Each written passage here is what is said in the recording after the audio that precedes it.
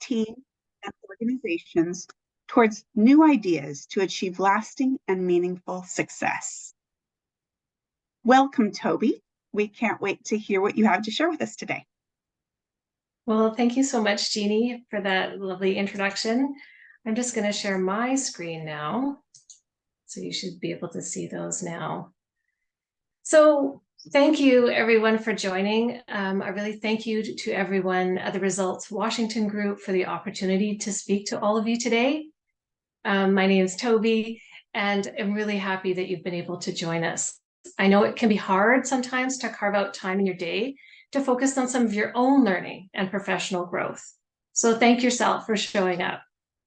I'd like to acknowledge that I'm joining you here today from just outside of Vancouver, Canada, on the unceded and traditional territory of the Kwantlen First Nation and Katzie First Nation.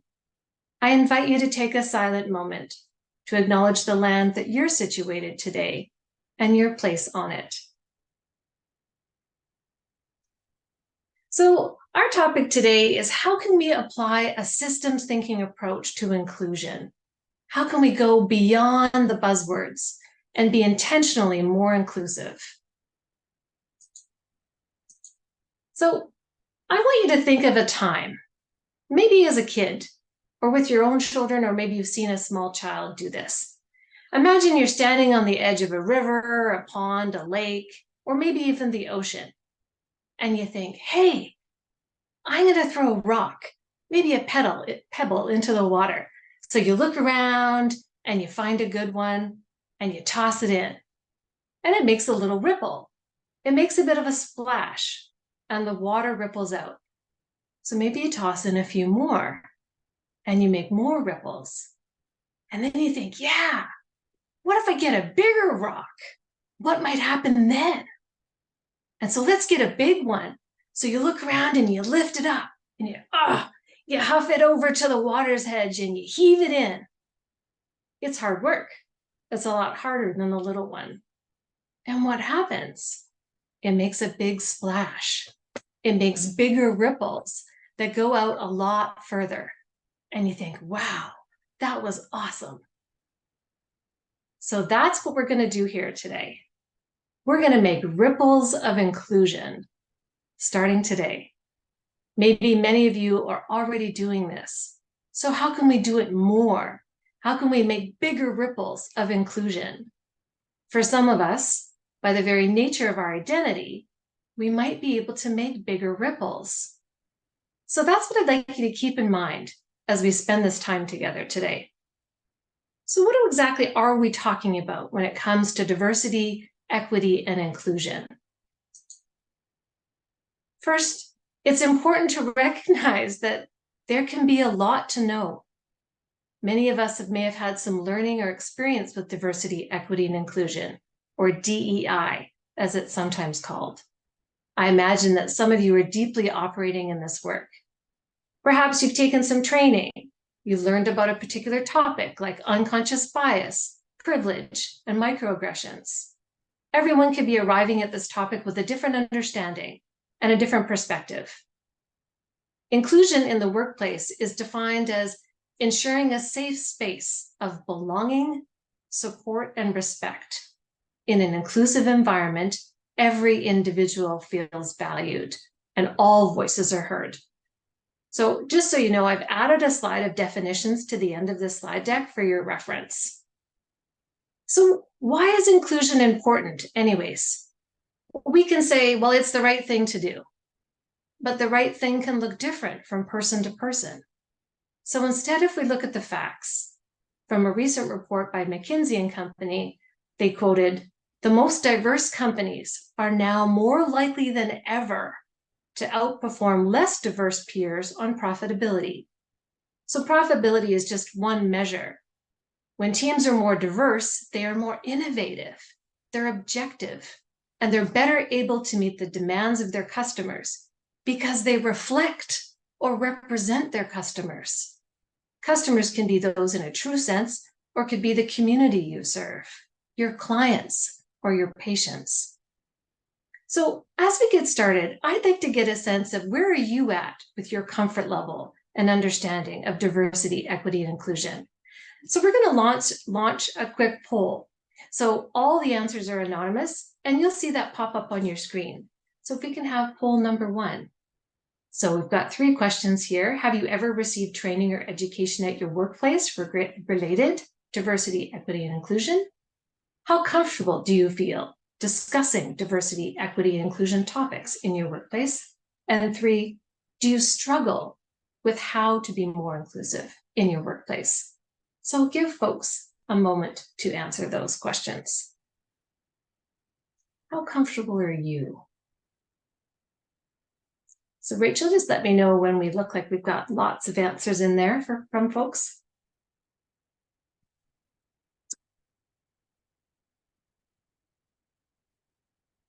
Where are we at?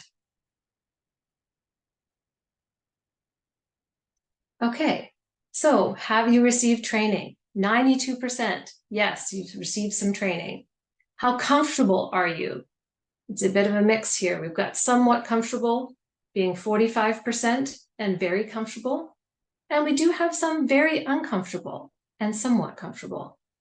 And do you struggle with how to be more inclusive in your workplace? We've got some yes, quite a few no, 31%, and majority of sometimes, 46%. Yeah, thank you. Okay. So today we're going to do 3 things. 1, hold on, there we go. You're going to be identifying and critically reflecting on the various aspects of your identity. And how does this relate to privilege and power? We're going to examine common systems within organizations and identify areas for improvement, whether this recruitment, communication, or even your physical environment. Where might inequities live in your organization? And what might you be able to do about it? Throughout our time together, we're going to be envisioning ways to be an ally for team members and colleagues. What actionable steps can you take to be intentionally more inclusive? And how could that ripple out and have a positive impact on your organization? Throughout this presentation, I may refer to DEI, diversity, equity, and inclusion, and I'll more broadly just refer to inclusion. So, where are we at? At an individual and organizational level, you might be at different points of understanding and actioning inclusion. Many organizations are working towards fostering an inclusive workplace culture. You may have a policy or a statement that outlines a commitment to a diverse, equitable, and inclusive workplace, free from discrimination of any kind. Maybe you have corresponding policies and a series of developed best practices. Organizations also may have some diversity, equity, inclusion training, either in place and ongoing or in development. And we know that DEI work can be a big investment. Global spending on diversity and inclusion is projected to reach $24 billion, that's with a B, by 2030. So we recognize that the landscape of the workplace is shifting. There's an increasing awareness that something more needs to be done to make our workplaces more inclusive. So now what? Right? The data on workplace inclusion shows that we have more work to do to build truly inclusive workplaces. So how do we turn these commitments and DEI policy statements into action? So what's getting in the way? What's getting in the way of the creation of inclusive workplaces? So I've been talking to people about this, and this is what I keep hearing. Toby, there's so much information out there. There's so many different issues and suggestions. On an organizational level, this can be like things like red tape and existing process. You know, that old famous, we've always done things this way. Or, I can't change the process, it's not my job. Or, we don't have the time or budget to implement this now. It could be a lack of training or unclear priorities. What do I need to prioritize and how? On an individual level, I think a big piece of this is that people aren't quite sure how to create more inclusive workplaces. We may know it's important, But what should I do? I don't know what to do. What action should I take? And what do I need to be aware of? I've had people tell me, I don't want to exclude or offend anyone, and it can feel overwhelming to what to do next. Sometimes I fear I'm going to say the wrong thing, and I just shut down and feel reluctant to do anything at all. Perhaps we're worried about being embarrassed or looking ignorant, or worse, racist or sexist or homophobic. It's hard work to dismantle the systems that we have all been a part of for so long, systems that exclude, marginalize, and discriminate. Creating more inclusive workplaces is complex. It's not easy. So where do we start? Inclusion starts with you. Although diversity can be mandated and legislated, inclusion requires deep internalization, self-regulation, and bottom-up engagement. So let's identify a path forward and find a way that allows each of us to take steps in the right direction. We'll call this actionable inclusion. And we'll start with you. We'll start at the individual level. One of the first steps that you can do onto action inclusion is reflect on yourself. How do you identify? What are your biases, experience, exposure, perspectives that shape how you behave and you think? What's the language you're using when you communicate? Are your behaviors and actions aligned to your values, or is your unconscious bias getting in the way?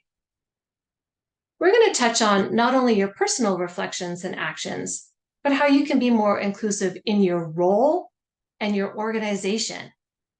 How can you create positive ripples of inclusion at all levels? So if we know the path forward starts with you, let's explore a bit more about you. A workplace culture is determined by its employees and the diverse traits, abilities, and backgrounds that are present.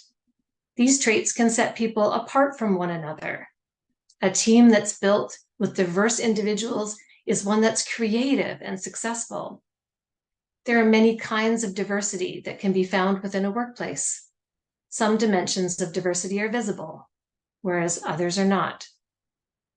Dimensions of diversity can include race and ethnicity, socioeconomic background, gender and gender expression, age, ability, religious affiliation, sexual orientation, neurodiversity, and many others. People are complex and have many dimensions of diversity. I want to touch on a concept of intersectionality. This is a term first developed by Kimberly Crenshaw in 1989. This is things how like race, gender, and other attributes overlap and interact. For example, my experience as a white woman is different from a woman of color. Even though we may both experience sexism, a woman of color faces additional discrimination due to her race and gender. And this is important. I've attached at the end of this slide deck a video on intersectionality that you might wish to check out.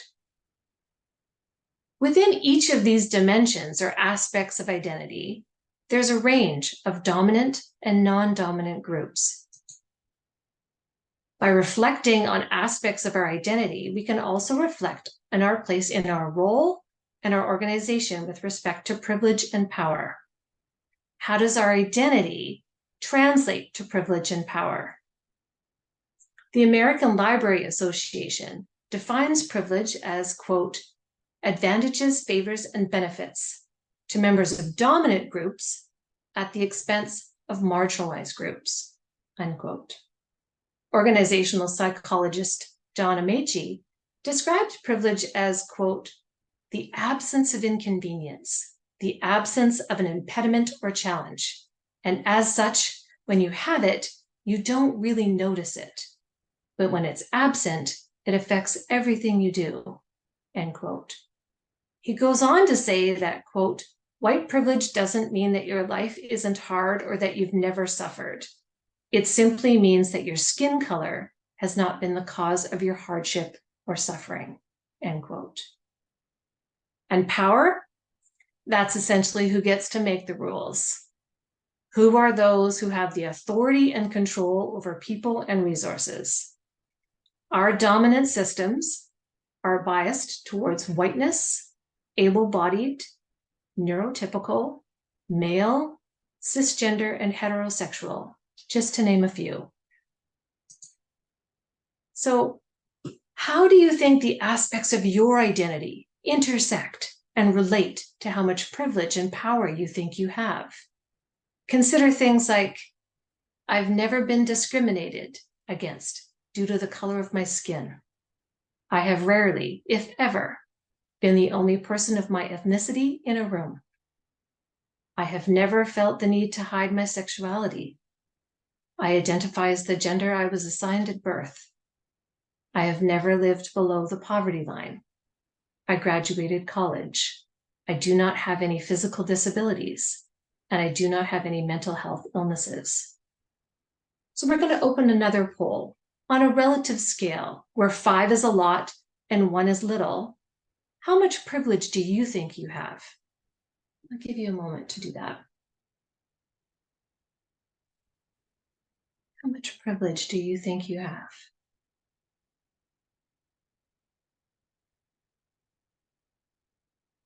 Give folks a minute to type that in. So for those who can't see it, on a relative scale, where 5 is a lot and 1 is very little, how much privilege do you think you have?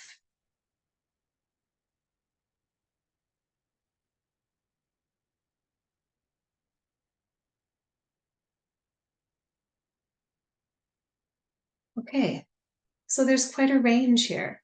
So we've got about 24% who think you have a lot of privilege, 33 and 28% with 4 and 3, so moderate amount of privilege.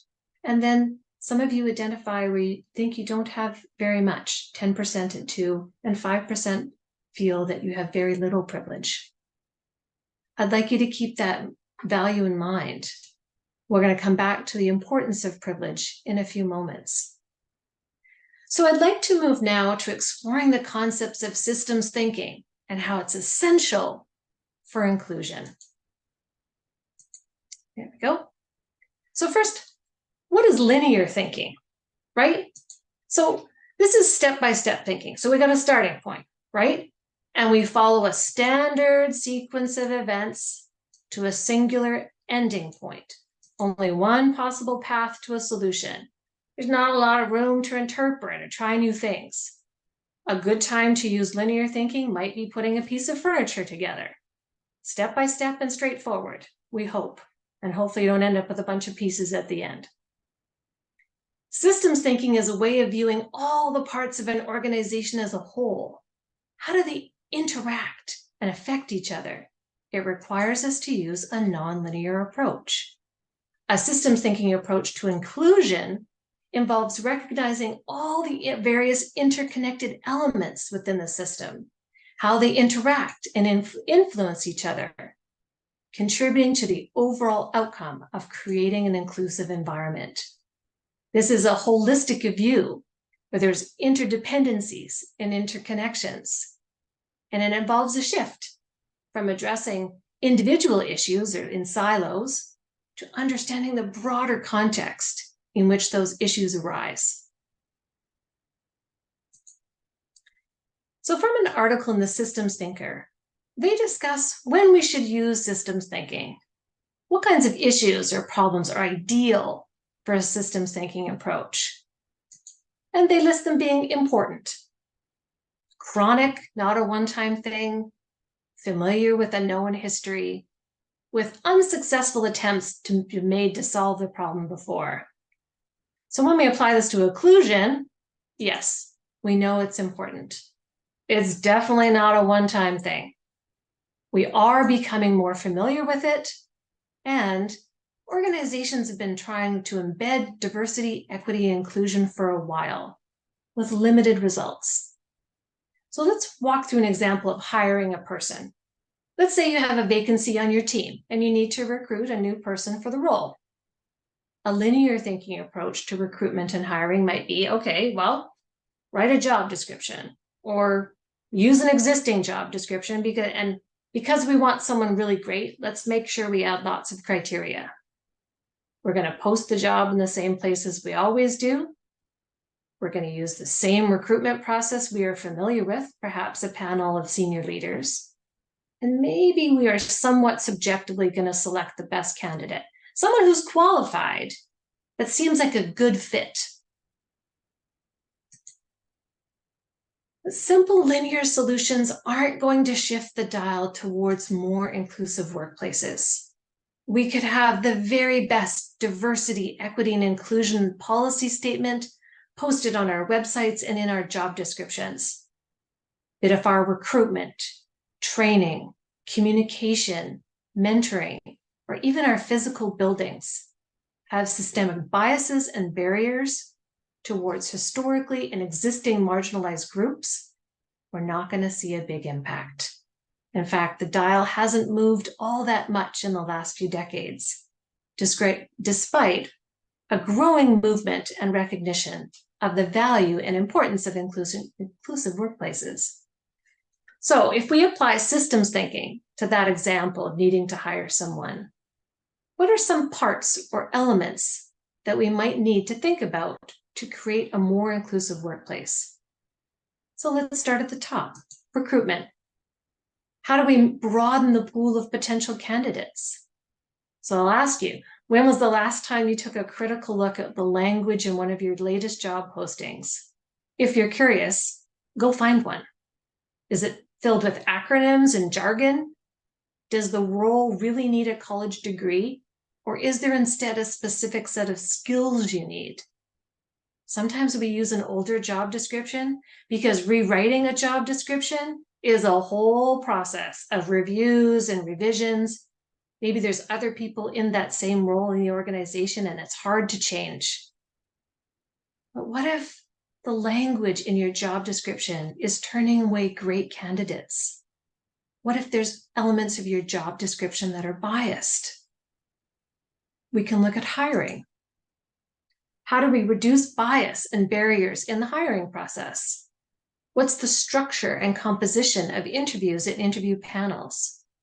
We can have bias to those we perceive to be more like us, or perhaps a better fit than those who we perceive as others. We can look at our culture, recognizing that all departments contribute to the overall workplace culture. We can emphasize learning from mistakes over shame and blame, where people feel safe to ask questions and provide feedback. We can look to our leadership. Do we see action-based inclusive leadership at every level? Look at the diversity within leadership positions and decision-making roles. Are there barriers that might be preventing underrepresented individuals from advancement? We can look at our communication. Do we have inclusive language guidelines? Do we ensure that all voices are heard at meetings? And how can we improve our communication organization-wide? Training. Integrating training into onboarding and retention. Providing opportunities for employees to share experiences and learn from one another. That storytelling element is so important. And finally, retention. Employee support groups, ongoing engagement efforts, recognition. Is everyone being recognized? How can we highlight those from marginalized or underrepresented groups? How do we promote people? Are they based on objective criteria and not influenced by unconscious bias? What about things like accommodations? So, for example, you may have a person who is neurodiverse. In order to be successful in the workplace, what might they need? And I want you to know that asking for an accommodation is an expression of trust. An individual is sharing something personal and may be worried about how they might be perceived. So again, it's not easy. How can we take action in our role? In your role, taking personal ownership of inclusion, what can you influence? Sometimes when we talk about inclusion or equity, it can seem unfair. I want to be clear. Equity policies do not confer an unfair advantage for a candidate. The goal is to reduce the impact of existing disadvantage. So by eliminating barriers and bias, equity policies and accommodations can help ensure that everyone has a fair chance at employment and advancement and is treated with dignity. Perhaps it can feel like those with privilege and power have to lose some of it in order to level the playing field. In reality, it doesn't work like that. It's not a zero-sum game. Think about how much privilege you think you have. If you have a lot of power and privilege, you don't lose it, but you can share it. So what might this look like? In a study of women in the workplace, they reported that women are often interrupted or spoken over more often than men. Women also experience having others get credit for their ideas more than men. So you may have heard the phrase passing the microphone. And that's what I'm talking about here. Where might there be opportunities for you to be an ally and create space for and amplify the voices of those who are often marginalized or less visible? This is sharing or passing some of your privilege and power. So what can you do across all parts of your organization? What actions can you take to pass the microphone? These ideas come from Rashika Tulsian's book, Inclusion on Purpose, which is also on the reference slide at the end. You can stop interrupters. Shift the expectation that interrupting is okay. And this does take a little bit of practice. You could say like, hey, I'm not sure they'd finished their thought. You can give credit. Listen for and acknowledge the original idea. Often ideas only get recognized once the person with the most power repeats them or states them. So you go back to the original person. Hey, great idea. Can you tell us more about it? We can share the spotlight, rotate who gets to present to larger groups or senior leadership, or who gets assigned those higher profile work tasks. We can look at career sponsors or mentors that can help employees from underrepresented groups progress in their careers. And this one's my favorite. Rotate non-work tasks. So these are all the bits and pieces in a work environment that aren't necessarily covered by a job description. Things like who takes the meeting minutes, who brings in snacks and baking for fun Fridays, who's the one unloading the lunchroom dishwasher. Just a hint, if you don't know the answer, find out, especially if you're a senior leader. Make those non-work invisible tasks fair and take turns.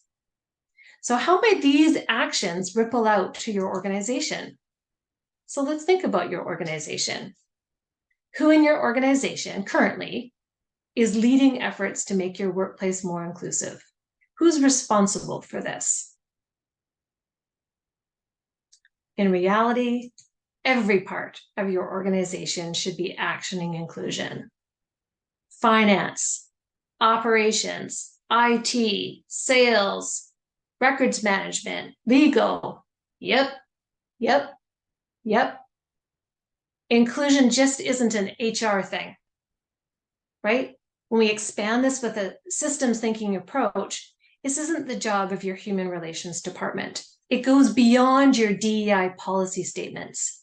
It has to be embedded in all parts of your organization. So maybe your department has a 2 or 3 year strategic business plan.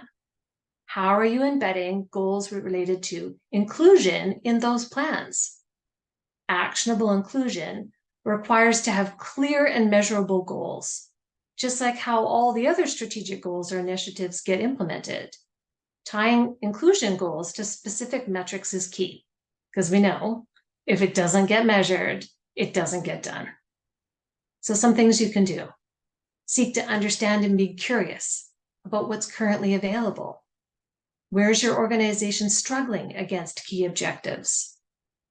How can you look for ways to have a better understanding of the current experience of a wide range of employees? And get data. Look around your team and department. What do you see? What don't you see? Inclusion requires a shift in mindsets and a behavior change. So a comprehensive strategy across all business units is what's needed. And this is systems thinking. Each workplace is unique, and the specific strategies you implement need to be tailored to your organization's context, challenges, and goals. The key is applying systems thinking to continually analyze the interconnected elements within your organization and make deliberate, actionable efforts to improve inclusion in a holistic manner. Inclusion is action. We have opportunities all the time across our entire workplace system to be more inclusive. So what are you going to do about it? Earlier, I asked you to reflect on your own privilege and power. We may all hold privilege to some extent related to parts of our identity. And this isn't something to feel guilty about. You can, however, decide what you want to do with the privilege you've got. The more power and privilege you have, the more you can risk without fear of serious consequences. You can disrupt the ingrained patterns throughout systems in your organization. How big a ripple can you make? Sometimes this is easy, but most times it can be difficult. It takes courage, as inclusion is action-based. So while it's important to teach employees about inclusion, it's critical that procedures are put in place to ensure what's being taught is being practiced. So let's walk through an example.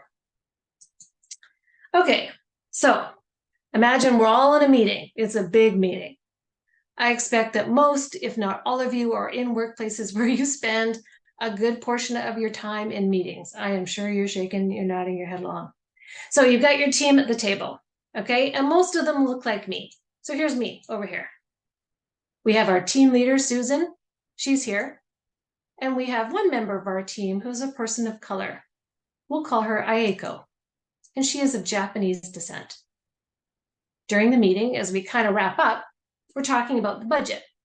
And Susan says, oh, well, we can get Aiko to do that because we know she must be good with numbers.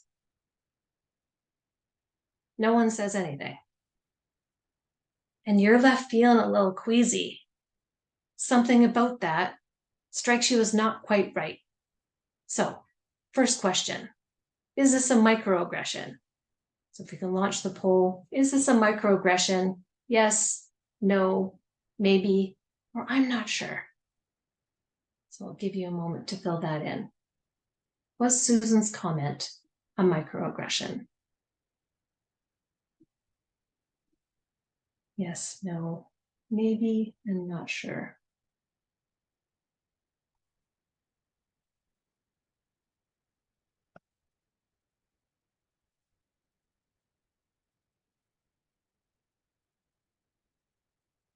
Let's see what folks are thinking here.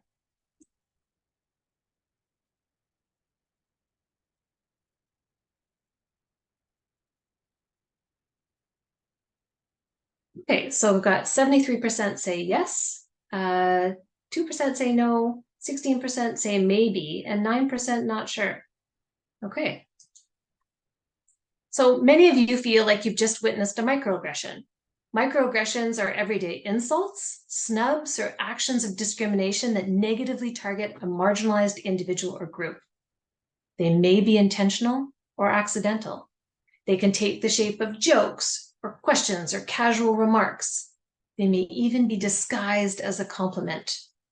And although they may not always be of malicious intent, they can create serious harm to the targeted individual.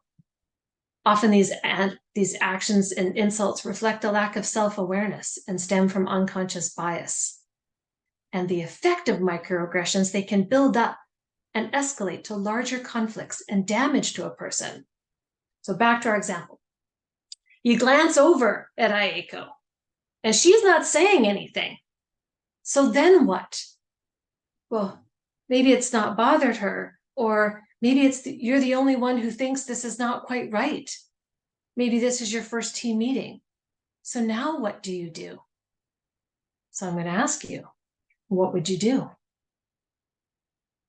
So the options, you think you just witnessed a microaggression. What do?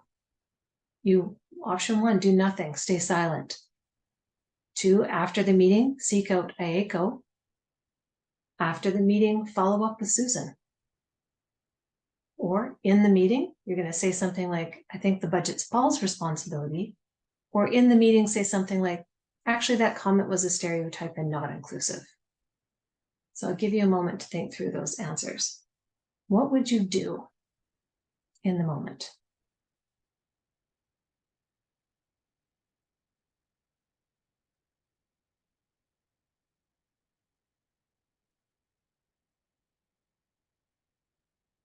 See what the answers are here. I'll just give you another moment there.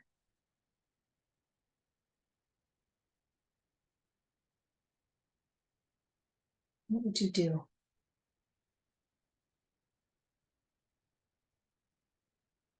Okay.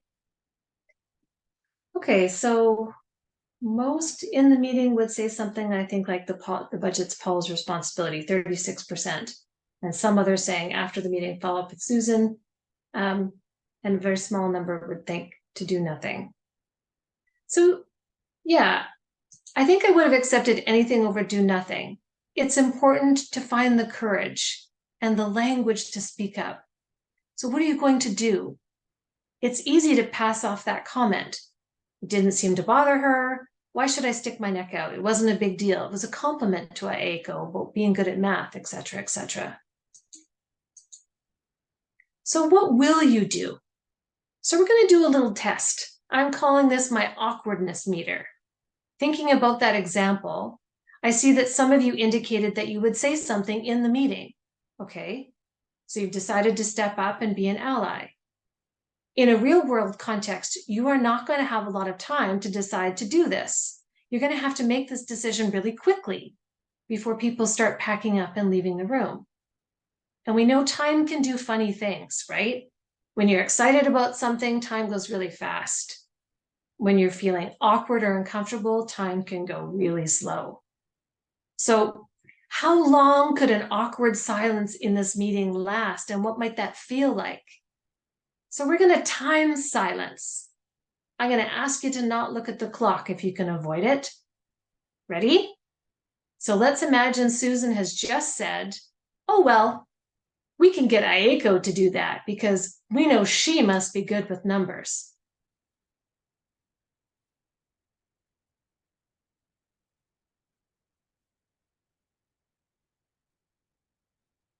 Okay, stop. If you'd experienced that pause or silence in the actual meeting, how long would that silence feel like? So last poll, how long would that silence feel like? Super short, not awkward at all, felt totally fine. Somewhat short, a little awkward. Quite long, more awkward. Or too long, very awkward and uncomfortable. What do you think that silence might feel like in that meeting?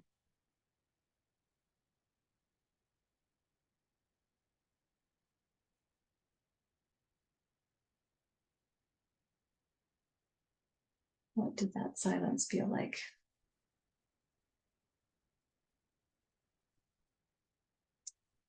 Yeah, over almost half of you, quite long, more awkward. Yeah, it was 10 seconds, just 10 seconds. You would have had 10 seconds or less to say something. It's not a lot of time to push past any uncertainty or fear you may have to speak up. And you know what's going to happen in that 10 seconds? Our brains are going to flood our thoughts with all kinds of excuses to stay quiet. It's not our job. She's fine. It was a joke. It was a compliment. Nobody else seems bothered. Why should I speak up? We know that inclusion is action. Actions take practice. There are many ways to be an ally for marginalized people.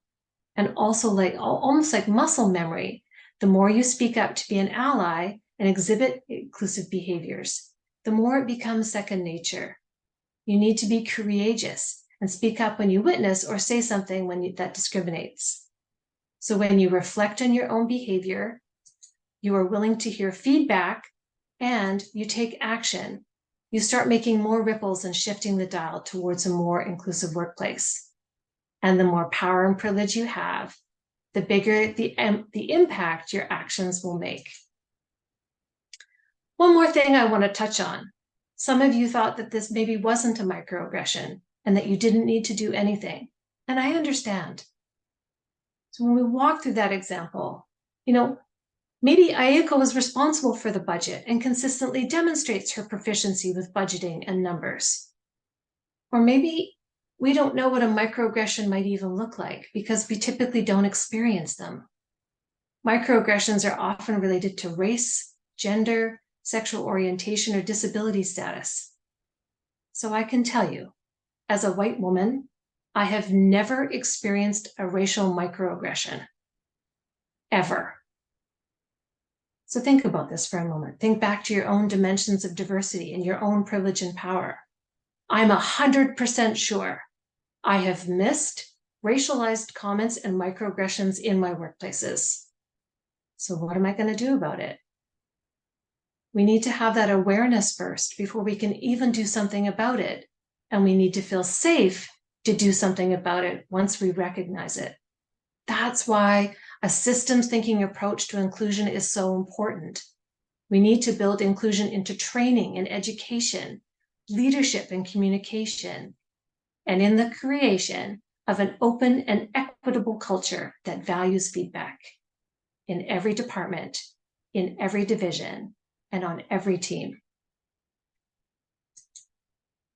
As we close out this part of the session today, I want to leave you with a few final thoughts.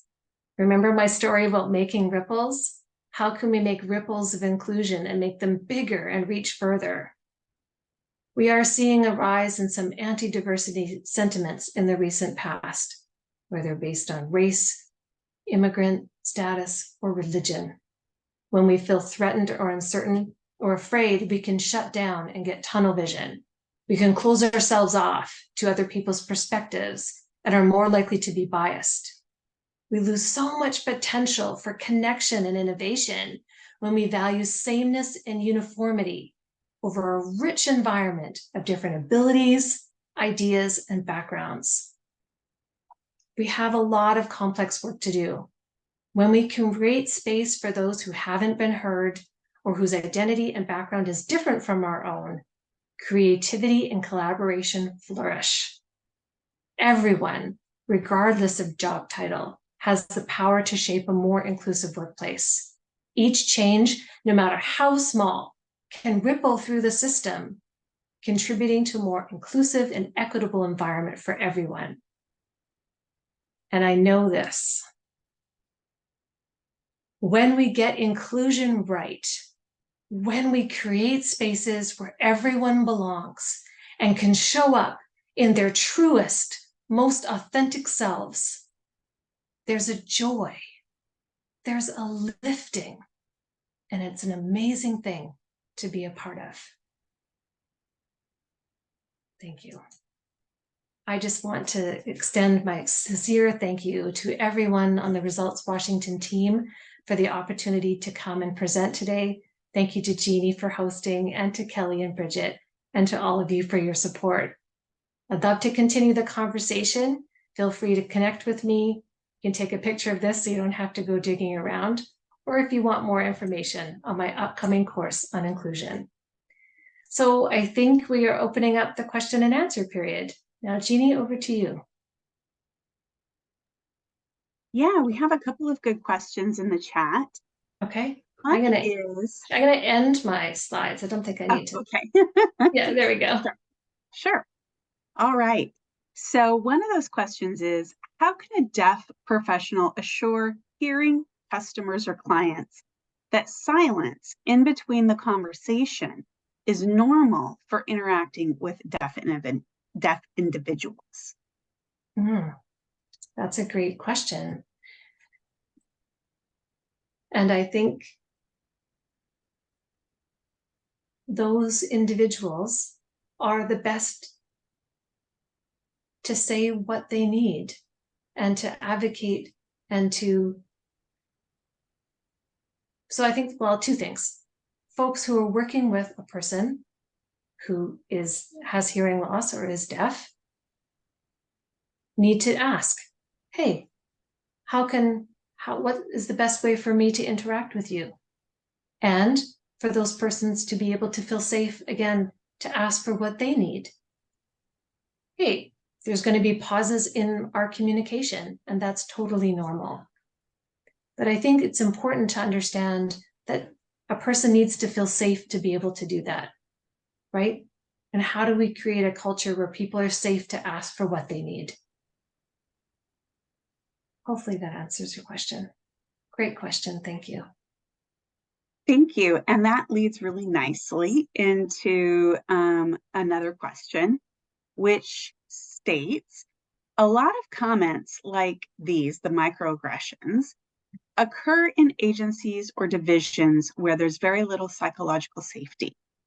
What advice do you have for those who want to be allies, but work in a place with little to no psychological safety? In other words, if you speak up to a person with more authority, you might be at risk for being seen as insubordinate. Mm-hmm. The privilege and power is a big thing, right? That's why those people who have a lot of it can have a bigger impact where it's safe. You know, one of the things I mentioned as part of an organization, how do you collect feedback from your employees, right? Whether you do employee surveys or you get information in an anonymous way that people feel safe to contribute. Because yeah, if you have a manager or a leader who is behaving in this way, and you yourself are feeling like you've been targeted, you're not going to feel safe to say, hey, stop saying those types of things. It's why around the table, the allies are really important. What can you do to step into that space? Because that person may want to or wish to advocate, hey, actually, that's not okay. But they're not feeling safe. So if you're sitting at that table, give that example of sitting at that table, all those other folks around that table, what are you doing? And how can you step into that space?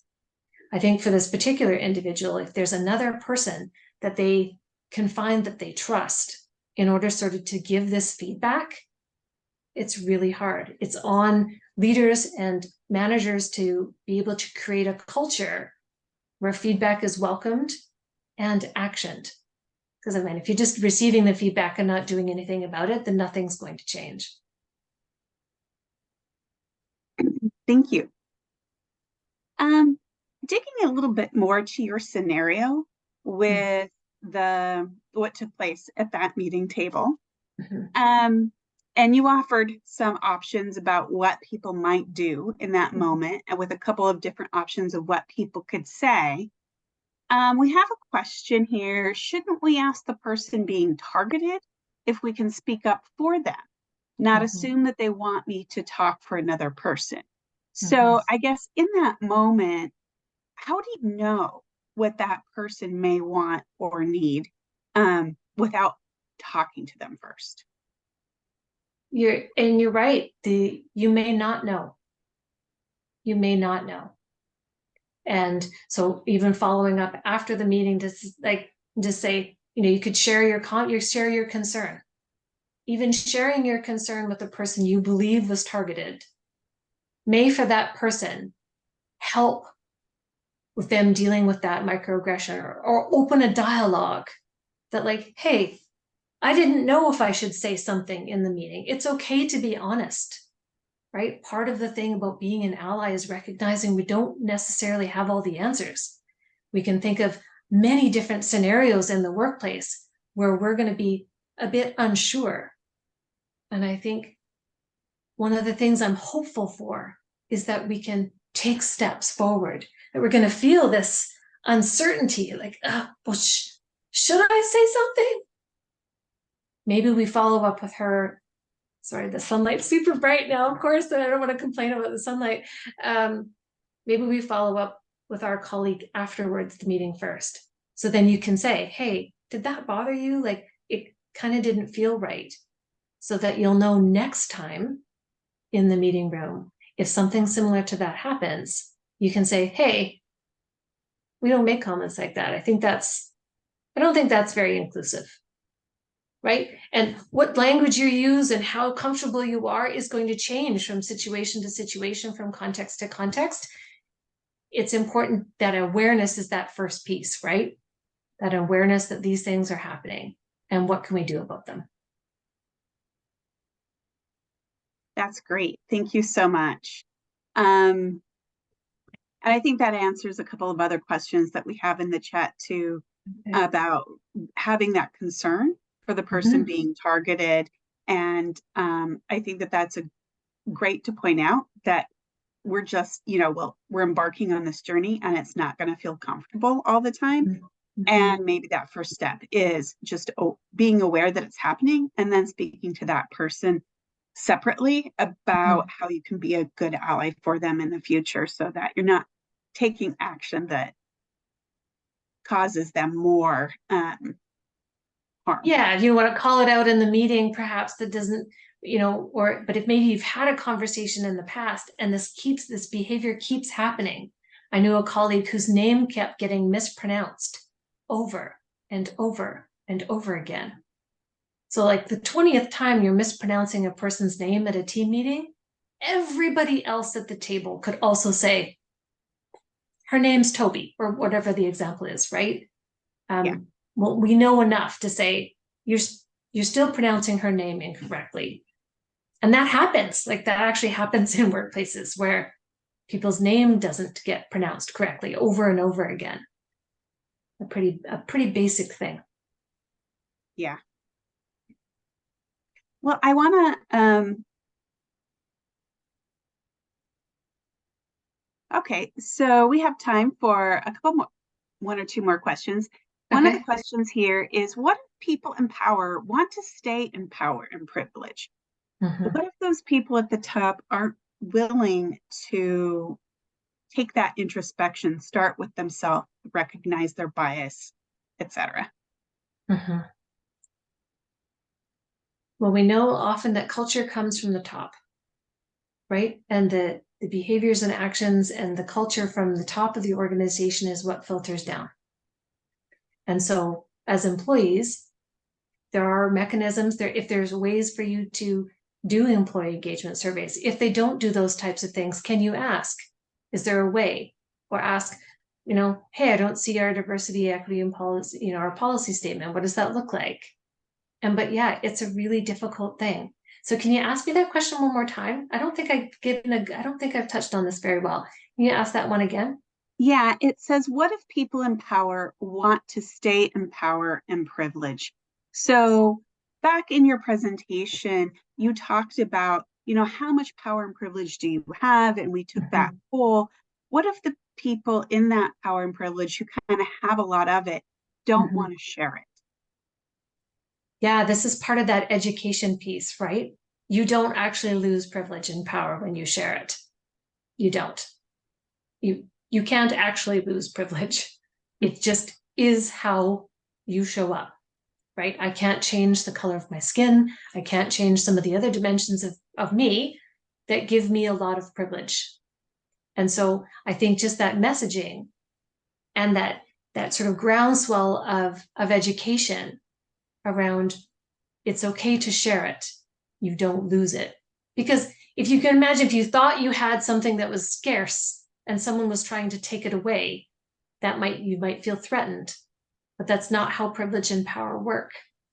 Because that's how I think that they work. You can share it and you don't lose it. Thank you so much. I just want to end with a compliment that came in. Thank you so much for the discussion. Good content and thought-provoking. Thank you also for the examples. That was extremely helpful. This was a wonderful presentation, and so happy that you were able to come and deliver this content to us. I can't thank you enough for everything that you've contributed and bringing this presentation here.